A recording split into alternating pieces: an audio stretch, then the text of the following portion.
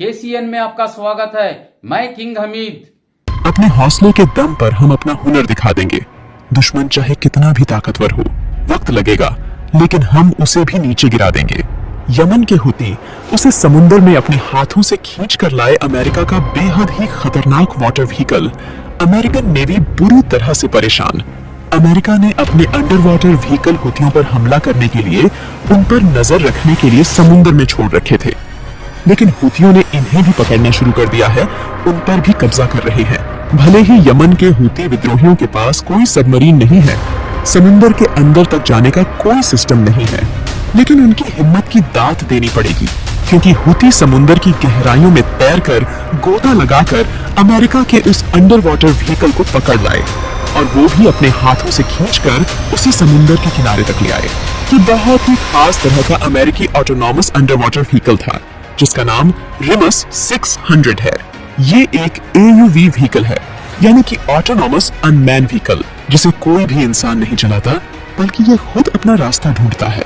ये AUV इस तरह से डिजाइन किया गया था कि यमन के हुती इसे न देख सके, इसे कभी भी न पकड़ पाए।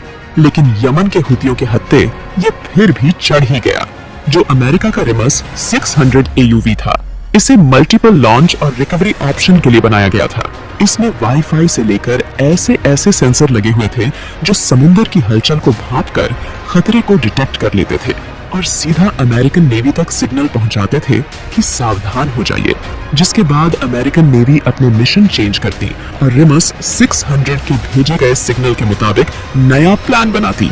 साथ ही ऑटोनोमस अंडर वाटर व्हीकल बिना किसी ड्राइवर या रिमोट कंट्रोल के समुंदर की गहराई में 600 मीटर तक जा सकता है।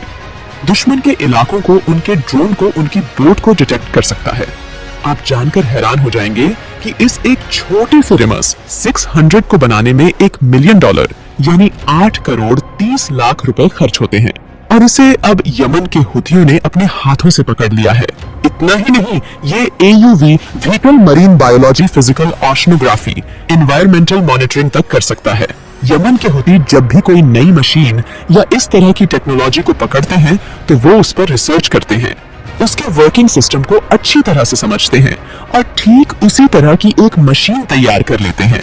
बस फर्क इसमें इतना सा होता है कि जहां अमेरिका उन्हें करोड़ों रुपए में बनाती है, तो यमन के हुती उसे ही, या यूं कह ले सेम टू सेम उसी की कॉपी बहुत ही कम खर्चे में तैयार कर देते हैं।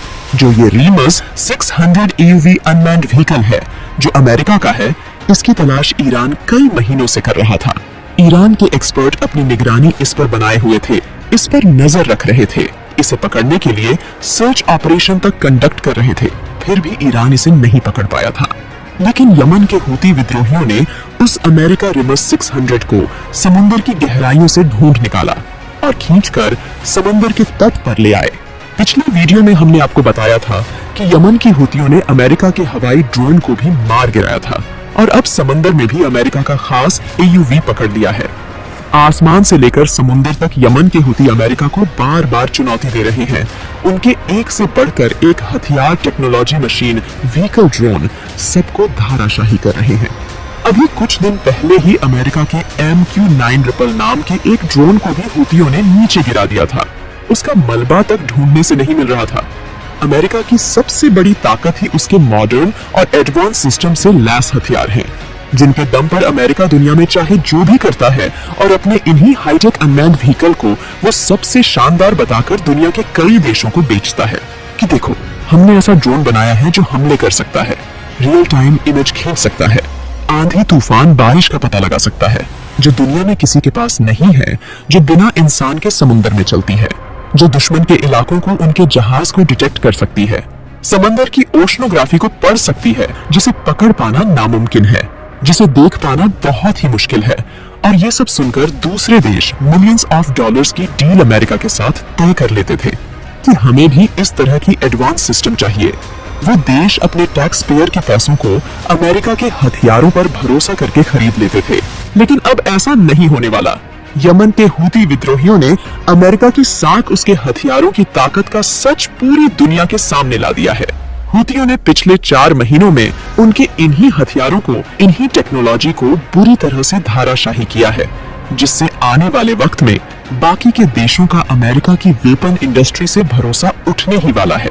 यमन के हुती एक तरफ तो अमेरिकन ड्रोन को पकड़ रहे हैं, वहीं रेड सी में अपने मिशन को और ज्यादा तेज भी कर रहे हैं। ऐसा पहली बार हुआ है कि यमन ने भी अपने अंडर वाटर ड्रोन को समुंदर के नीचे डिप्लॉय कर दिया है, ताकि वो ज्यादा से ज्यादा अमेरिका और उसके दुश्मनों को नुकसान पहुंचा सके। आपको बता दें कि यमन ने पिछले 4 महीनों में लगभग 35 से भी ज्यादा दुश्मन के जहाजों को टारगेट बनाया है, और यही कारण है कि अब पूरी दुनिया यमन के हूतियों को इंपॉर्टेंस देने लगी है, उन्हें रेड सी का बादशाह तक मानने लगी है। इनके पास पहले से ही ऐसी एंटीशिप बैलिस्टिक मिसाइल्स मौजूद है जिनका सामना इजराइल का आयरन डोम सिस्टम तक नहीं कर पाया है। इनके पास ऐसे अंडर वाटर ड्रोन आ चुके हैं जो दुश्मन के युद्ध पोत को चारों तरफ से घेर सकते हैं। जहां यमन ने तो अमेरिका के समुंदर से लेकर आसमान तक ड्रोन को पकड़ा है, उन्हें खत्म किया है, तो वहीं अमेरिका अभी तक भी यमन का एक भी सी ड्रोन नहीं पकड़ पाया है। जो रीना 600 व्हीकल अमेरिका का था, वो उसकी नेवी का सबसे top unmanned under water vehicle था, लेकिन जब उनकी नेवी ने उसे बैटरी चार्ज करने के लिए वापस आने की कमांड दी तो वो नहीं आया। और जब उन्हें ये पता चला कि यमन के हुती विद्रोहियों ने उसे पकड़ लिया है, तो मानो उनकी नेवी में सन्नाटा ही छा गया। वो सोच में पड़ गए कि आखिर कैसे हुती विद्रोहियों ने उनके सबसे एडवांस AUV को पकड़ लिया। अब आप खुद ही अंदाजा लगा सकते हैं कि यमन के हुती विद्रोही क्या क्या कर सकते हैं।